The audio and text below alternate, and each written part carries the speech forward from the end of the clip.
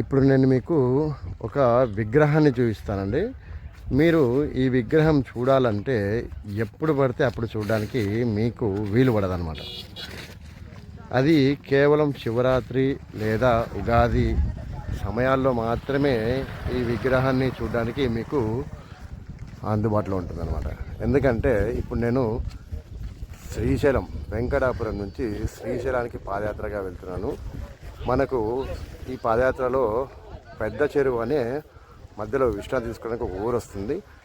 ఆ ఊర్లో ఉండేదే ఈ వినాయక ప్రతిమ. చూడండి, ఇది రాయి చేయితో చేసిన శిల్పం, పులితో చెక్కింది. మన దగ్గర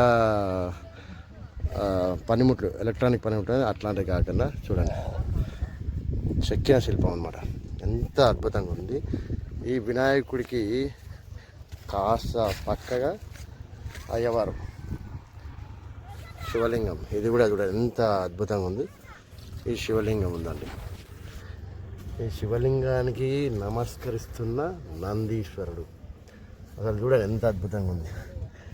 ఘాట్లు ఘాట్లు ఘాట్లు ఘాట్లుగా. ఇది కంప్యూటర్, అది మామూలుగా మిషన్తో చేసింది. ఇది చేయితో చెక్కిన శిల్పం.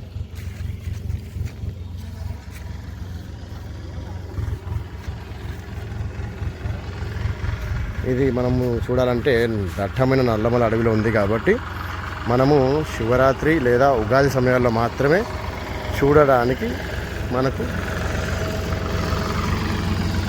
అందుబాటులో ఉంటుందన్నమాట.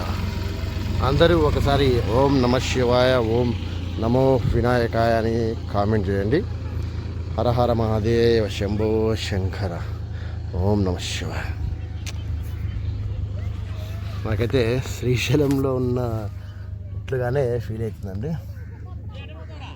ఓం నమ శివాయ నమః. ఈ శ్రీశైలం పాదయాత్ర వీడియోలు మన ఛానల్లో ఉంటాయండి. ఫుల్ వీడియోలు చూడండి, అద్భుతంగా ఉంటాయి. ఇక మనం ప్రయాణాన్ని కొనసాగిద్దాం.